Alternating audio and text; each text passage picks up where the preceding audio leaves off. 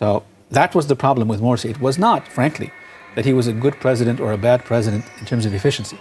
If that was the case, we would have waited 3-4 years. The problem was he wanted to govern as only one political trend in Egypt and wanted to change the face of Egypt in that sense. What we're seeing all over the Middle East,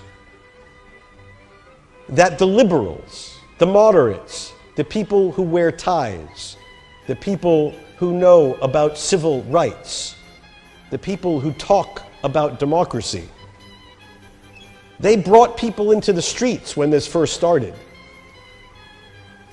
But they're horrible organizers of political parties.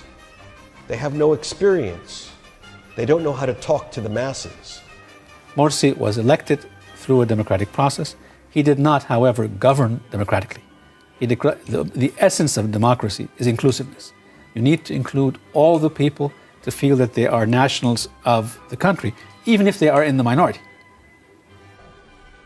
In the long run, maybe democracy, real democracy, the democracies that don't fight each other, democracies that take care of their own people, democracies that recognize that investing in the human capital of your people is more important than the demagoguery we're seeing in the streets of Egypt today. Maybe that will come to pass. And that's certainly our goal and certainly our hope.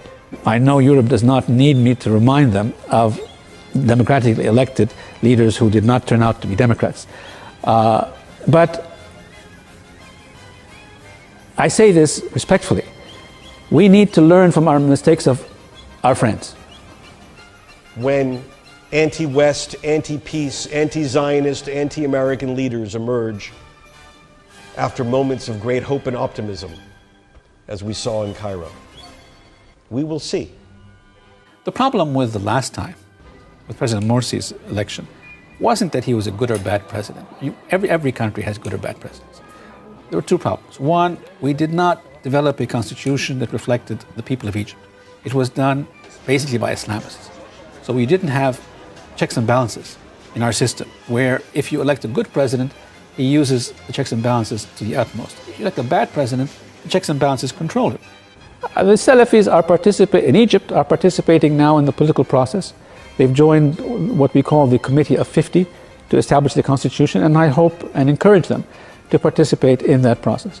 I would urge the Brotherhood to do the same, because I think the Salafis, by joining, understand that if you want to participate in determining the future, you have to compromise with other Egyptians who have other points of view. President Morsi, without a good constitution, was trying to lead the country towards an Islamist face of Egypt. Islamists are part of Egypt, but they're not the complete face of Egypt. That was the problem. We need to find a place for Islamists in our system. But what I'm talking about are new Islamists, those who believe that they can pursue their goals, but they also respect that there are others, Egyptians as well, who have different opinions. Morsi was elected through a democratic process. He did not, however, govern democratically. The essence of democracy is inclusiveness. You need to include all the people to feel that they are nationals of the country, even if they are in the minority. Minority nationalists, be they Egyptian or Russian, does not mean they are not Egyptian or Russian any longer. If we put together, and we will, put together a good constitution, it will not make a difference who you, let me be precise, it will make a difference who you elect, but it will not change the face of Egypt. If we put together a secularist candidate, a middle-of-the-road candidate, or even an Islamist candidate, he will be governed by the Constitution. Is the purpose of your government to succeed in eradicating what we call political Islam and become an example for some other Arabic countries? Yes and no, or yes with a caveat. Egypt's leading role in the Middle East is always based on its intellectual value added.